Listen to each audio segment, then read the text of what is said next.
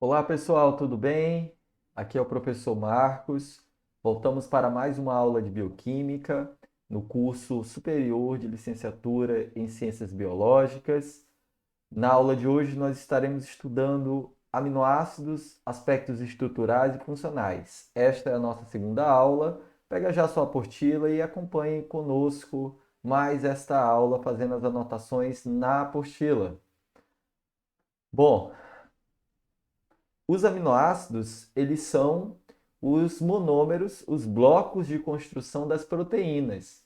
E as proteínas são as macromoléculas, o primeiro grupo de macromolécula que estudaremos na bioquímica. Então, as proteínas elas são as macromoléculas mais abundantes em uma célula. E elas são responsáveis pela maioria das reações biológicas importantes para a sobrevivência de qualquer espécie. Elas são formadas por polímeros de aminoácidos. Então, essa informação é muito importante. Elas são as mais abundantes macromoléculas. E, além disso, elas são as operárias dentro das células. Elas são responsáveis pela maioria das reações que ocorrem dentro das células. As enzimas elas estão relacionadas às ações bioquímicas dentro das células. Além disso, as proteínas elas compõem a matriz de organelas, ela compõe, a exemplo, a membrana celular, ela está relacionada à replicação do DNA, à transcrição do RNA, também tem proteínas realizando esse processo. Até mesmo na tradução de novas proteínas, proteínas trabalham. Por isso elas são as responsáveis pela maioria das reações biológicas dentro dos seres vivos, tá bom? Aqui tem a primeira pergunta. E olha só, você pode estar perguntando onde estão as proteínas? Em quase tudo que você vê. Por exemplo, lá, olha, na reação bioquímica que ocorre no vagalume, né? Aquela luz produzida no vagalume, ela é resultado de uma reação aqui entre a molécula de luciferina e ATP, que é catalisada pela enzima chamada luciferase. Então, essa enzima luciferase quebra a luciferina à custa de ATP e essa quebra faz a produção de quimioluminescência, que é aquela iluminação que você vê no vagalume, né? Ok? E aí faz parte do ciclo biológico desses insetos, no acasalamento, né? Quando em larvas, também lá na busca de fonte de energia, né? De eventuais presas dessas larvas, enfim. Aqui, olha, nós temos as células vermelhas do sangue, né? Os eritrócitos. E dentro dos eritrócitos tem proteína. Uma proteína está em alta concentração nos eritrócitos, que é a hemoglobina. E ela é simplesmente responsável por carregar o oxigênio dos pulmões para todos os tecidos e trazer do tecido o gás carbônico e enviar para o pulmão para que a gente jogue o gás carbônico fora. Então veja a importância de uma proteína transportadora, não é? E aqui nós temos, olha, a queratina. Sabe a queratina do seu cabelo? Lá nos rinocerontes e também em alguns elefantes, né? Ela forma ossos aqui, olha, forma, melhor dizendo, estruturas de matriz de queratina que vão formar os chifres desses animais, né? Então está relacionada à defesa desses animais. Então proteína está em tudo. Exemplo aqui é a hemoglobina, como eu falei, né? Transporta aí o oxigênio dos pulmões para os tecidos e traz dos tecidos o gás carbônico para o que o pulmão possa jogar fora. Tá? Estudaremos com mais detalhe na aula posterior, que vai falar sobre a estrutura das proteínas. E essa aqui é a estrutura básica dos aminoácidos que formam as proteínas. Então, essa é a estrutura química deles, né? Nós temos aqui um carbono no centro da molécula. Ele é chamado de carbono alfa. Ele é alfa porque ele é o principal carbono desta molécula. E ele também é chamado de carbono quiral porque ele faz quatro ligações com elementos diferentes. Olha, de um lado tem o ácido carboxílico, que é o C-OH. De um lado, o grupamento amina, que é o NH2. Do outro lado, o radical. Esse radical é uma estrutura que vai definir qual é o aminoácido. E desse lado, um hidrogênio. Então, essa é a estrutura do aminoácido, certo? A estrutura geral dos aminoácidos. O que vai mudar sempre é a cabeça, é o radical do aminoácido. Aqui vai ter uma outra estrutura química ligada aqui na cabeça do aminoácido, que vai definir se ele é uma lisina, uma alanina, um ácido aspartático, né? Uma glicina, enfim, o tipo de aminoácido correspondente. Pergunta de número 2 na tela. E aí, a partir dessa estrutura de aminoácido, nós temos 20 aminoácidos na natureza, certo? Esses 20 aminoácidos, eles vão se organizando para formar proteínas de diferentes tamanhos e de diferentes composições de aminoácidos. Então, a partir desses 20 aminoácidos, nós conseguimos produzir, olha só, na escala de 10,2 vezes 10 a 18 moléculas diferentes de proteínas. Então, é uma diversidade muito grande a partir da composição desses aminoácidos para formar essas proteínas. É sequência e também tamanho destas composições. Muito bem. Os 20 aminoácidos encontrados na natureza, eles são definidos como essenciais, aqueles que nós obtemos apenas na alimentação. Então, sem a alimentação, nós não conseguimos ter acesso a esses aminoácidos essenciais. E os não essenciais, que são aqueles que nós conseguimos produzir no nosso organismo, ok? E aí esses aminoácidos eles são classificados em grupos. O primeiro grupo de aminoácidos com grupo R apolar, o segundo grupo R aromático, o terceiro grupo R polares mais não carregados, o quarto grupo R carregados positivamente e o quinto grupo R carregado negativamente. Lembrando que esse grupo R é a cabeça do aminoácido que vai definir quem ele é, ok? Então a primeira classe é a classe dos aminoácidos do grupo R apolares, né? Que são os aminoácidos apolares e hidrofóbicos, isto é, que não podem ser carregados, né? Ou melhor, não são carregados eletricamente, certo? Exemplo aqui é a glicina. Aqui está o grupo R dela, está marcado em rosa aqui, todos os grupos R, os radicais desses aminoácidos. A glicina, coincidentemente, o grupo R dela é um hidrogênio. E você vê que ele não é carregado, olha, não tem carga nem positiva nem negativa aqui na molécula, não é? Aqui no radical da molécula. A alanina é o grupamento metil, CH3. A prolina é essa estrutura aqui. A valina é essa estrutura. A leucina tem essa estrutura. A isoleucina e a metionina. Esses são os aminoácidos com grupo R apolares, que não tem carga nem positiva nem negativa no radical. Alanina, valina, leucina, isoleucina, certo? São esses aminoácidos, além da metionina, ok? Cada aminoácido dos 20 tem um nome e é importante você conhecer o nome desses aminoácidos. Características dentro da proteína. Esses aminoácidos geralmente eles estão na parte interior, né? Dessas proteínas, porque eles são justamente aminoácidos hidrofóbicos, não tem carga, não interage com água, é hidrofóbico, então eles vão fugir da água, né? E como toda a vida ocorre em ambiente aquoso, então geralmente esses aminoácidos estão lá dentro da proteína. Então aqui é uma fita da proteína, olha, e os aminoácidos ficam mais para dentro, ok?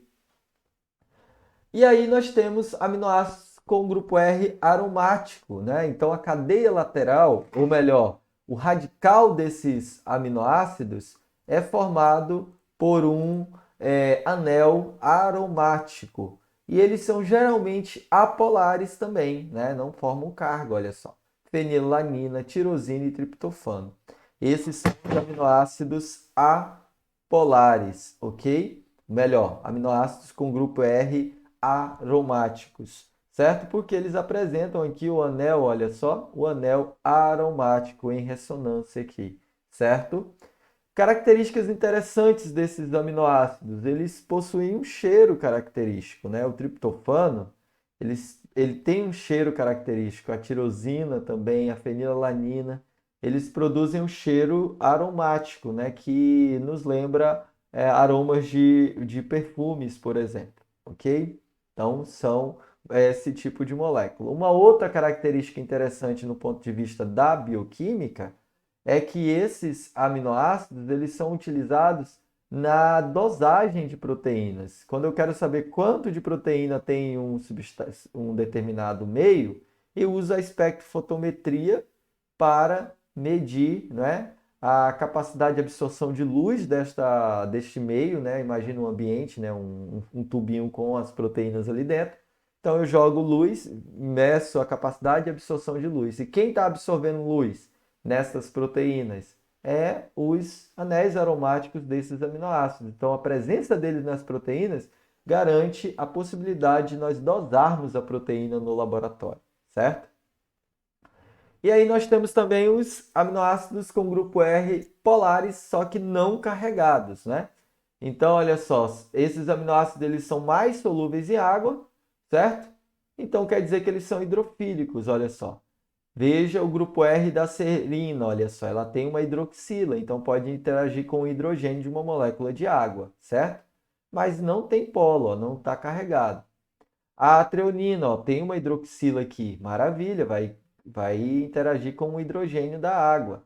A cisteína tem um grupamento enxofre com o hidrogênio aqui, olha só, então pode interagir com a hidroxila da água.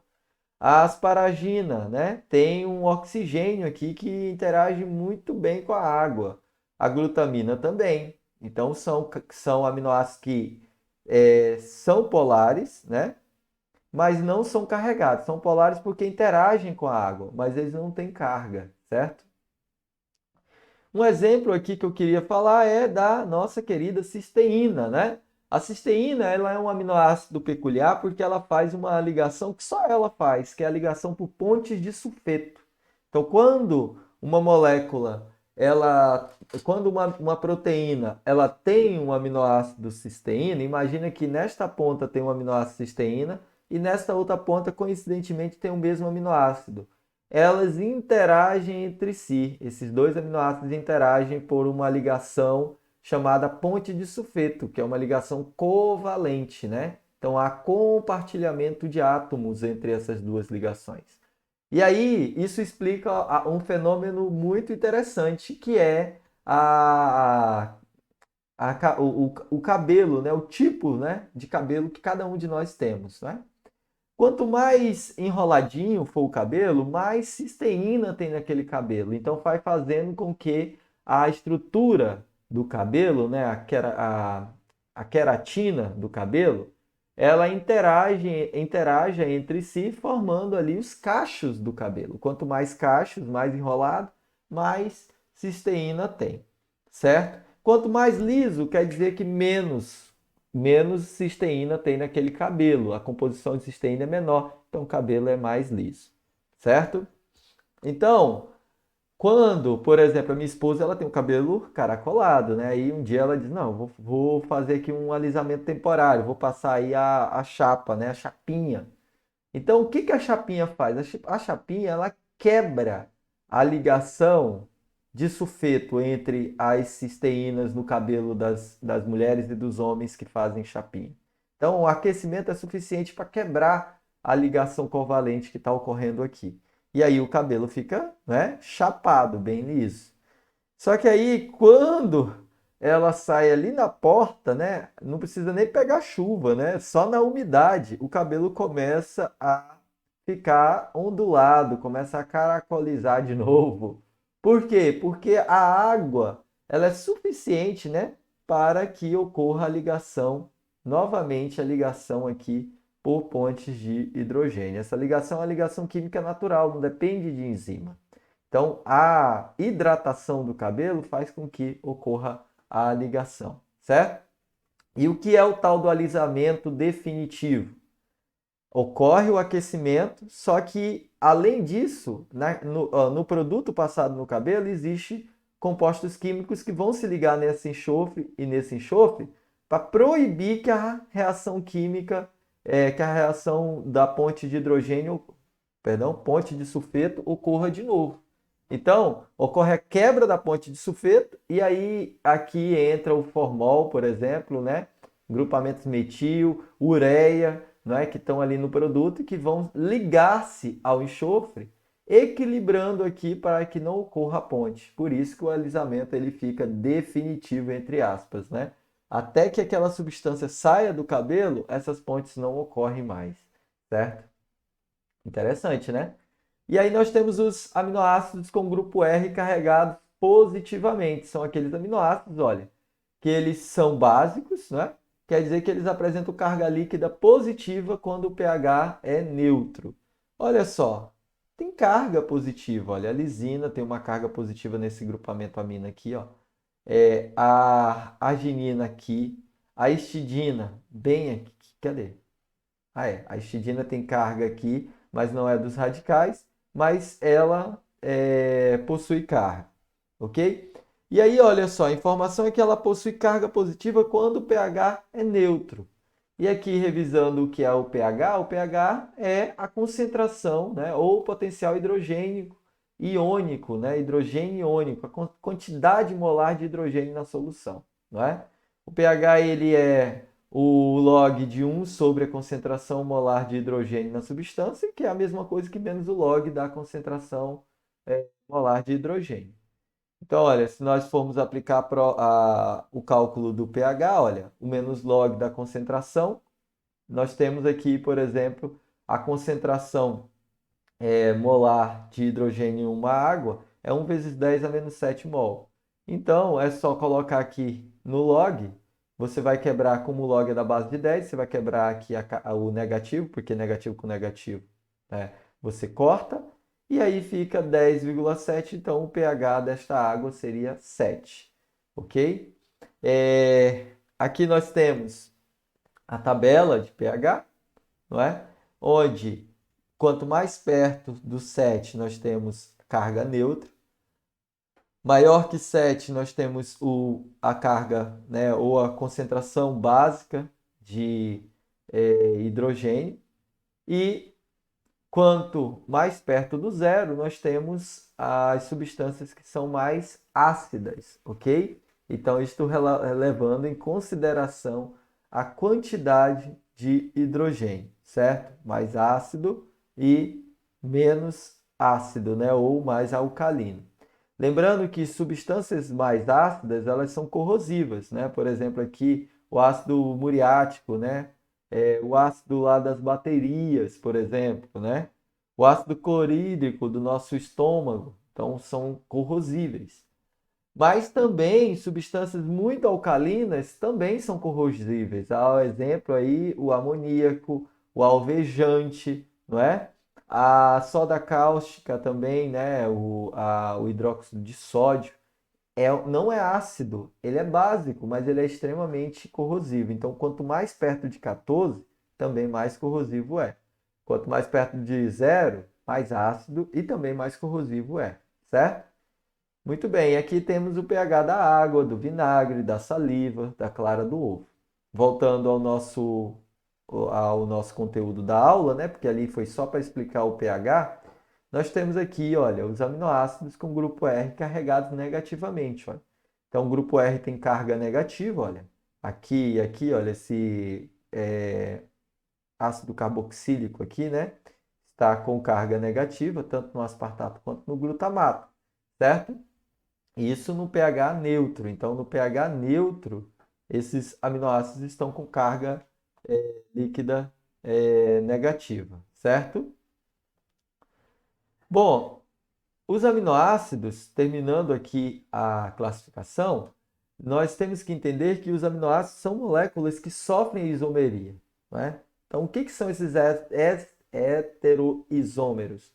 Eles são compostos químicos que apresentam a mesma fórmula estrutural, mas difere da fórmula esteroquímica, isto é, a fórmula espacial da molécula. Para ficar mais claro, faça o seguinte exercício. Você tem aí sua mão direita e sua mão esquerda, certo? Eu faço a pergunta, elas são iguais? Tirando a aliança, tirando a eventual queimadura que você possa ter, olhando as suas mãos, você pode dizer que elas são iguais? Bom, se elas forem iguais, elas devem ser complementares, né? Então, se você colocar uma mão em cima da outra, ela tem que ser complementar. Uma deve estar somando a sombra da outra, né? E aí faça esse teste. Pegue uma mão e coloque em cima da outra. O que que acontece? Elas são complementares? Não, né? Olha só o polegar. O polegar está do lado destro nesta mão e está no lado levro esquerdo desta mão. Olha só o mindinho está no destro e desse lado ele está no levro. Então, as mãos, elas não são iguais. Elas sofrem isomeria, né? Melhor dizendo, né? Então, elas são semelhantes, mas a estrutura, a posição espacial é diferente. Por isso que você tem uma mão destra e uma mão levro, uma mão direita e uma mão esquerda. Ok? Aminoácidos também são assim. Existe na natureza aminoácidos levro e aminoácidos destros, com base na posição, né, aqui do grupamento amino, não é? Para a direita ou para a esquerda, certo? D é de destro, que é de direita, e levro é os aminoácidos que estão para a esquerda. O que é interessante é que os aminoácidos presentes nas proteínas, eles são exclusivamente do tipo L aminoácidos. Então, todos os aminoácidos nas proteínas estão na posição da esquerda, de levro aminoácidos, ok?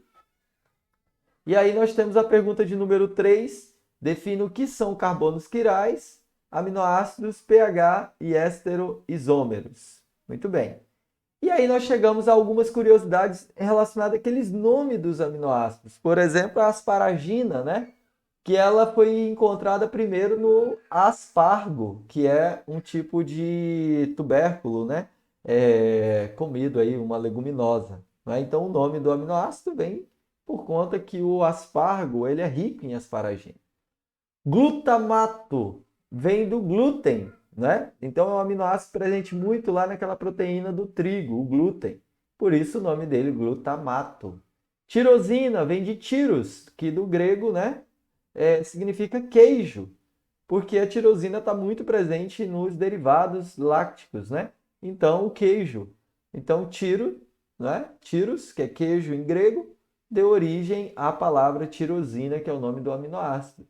Glicina vem de glicos, do grego também, que significa doce, porque esse aminoácido ele tem um caráter doce, ele é adocicado. Então o nome dele, glicina. Muito legal, né? E aqui nós temos uma tabela de aminoácidos, olha, com o nome dos aminoácidos, a sigla com 3 iniciais, a sigla com apenas uma inicial e a massa molecular média desses aminoácidos, ok? Essa tabela aqui é muito legal, a tabela periódica dos aminoácidos, que mostra que a distribuição dos aminoácidos com base na massa molecular, né? Então, os aminoácidos mais leves aos aminoácidos mais pesados, né? E aí distribuídos entre si, eu achei muito interessante isso e trouxe para vocês. E ainda a classificação, ó. Se você quiser saber, olha, os aminoácidos básicos, os aminoácidos ácidos, os polares não carregados e os não polares ou hidrofóbicos estão aqui. Olha, muito legal essa tabela com os 20 aminoácidos. E aí chegamos à ligação peptídica. Então nós estudamos os aminoácidos, entendemos que são 20, existem os essenciais e os não essenciais, entendemos que há uma classificação química desses aminoácidos, ok? Entendemos a curiosidade dos nomes deles. E agora como que eles se juntam para formar as proteínas, né? Cada aminoácido interage com outro aminoácido, formando as cadeias que vão dar origem às proteínas. A ligação entre os aminoácidos é chamada ligação peptídica, certo? É quando dois aminoácidos se ligam covalentemente, né? A partir de um grupo carboxílico de um com o grupamento amino do outro, certo? Então tá aqui, ó, um aminoácido, independente de qual seja, ó, por isso que tá R aqui, não o radical dele, se liga a partir da hidroxila do grupamento carboxílico, ele vai se ligar com o grupamento amino do outro, ó, a partir desse hidrogênio. E aí é uma reação de condensação, quer dizer que é uma reação que produz água, olha.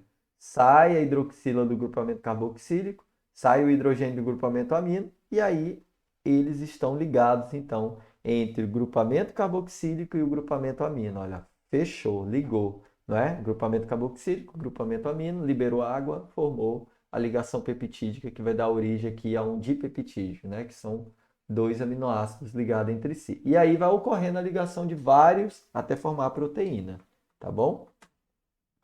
Que são ligações peptídicas.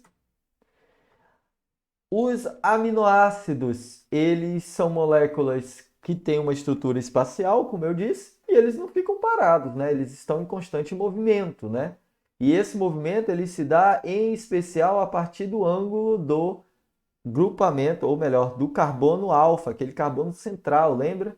Então, ocorre ali a ligação no sentido horário, certo? A partir do carbono alfa, certo? Então, há essa flexibilidade. E os radicais também estão interagindo, estão se movimentando aqui. Então, os aminoácidos eles têm uma ligação rígida e planar, né? Essa ligação ela é covalente, ela impede que o grupamento carboxila e amina assuma a rotação livre. Eles não rodam para qualquer lado, roda a partir deste carbono alfa que está ali no meio da molécula, ok? E isso é interessante porque nós conseguimos predizer a estrutura de determinadas proteínas. Olha, se você tem a sequência de aminoácidos e você sabe que cada aminoácido ele tem uma limitação de rotação lá na proteína, você consegue definir mais ou menos a estrutura dessa proteína utilizando softwares de análise, ok? Usando um plot chamado plot de Ramachandran, que você consegue determinar onde está cada aminoácido na proteína, né? Com base nas suas características de rotação, com base nas suas características físicas e químicas de interação, ok? Você determina onde está o aminoácido e consegue fazer uma foto da proteína a partir só da sequência primária dela. Legal, né? Bom, a pergunta de número 5 está em tela. Temos aqui esse exercício, mas basicamente as perguntas que já foram lançadas, tá ok? E é isso, pessoal. Agradeço muito a participação de vocês aqui na nossa videoaula de hoje e com certeza nos vemos na nossa próxima videoaula. Não esqueça de fazer os questionários, conta bastante. Valeu!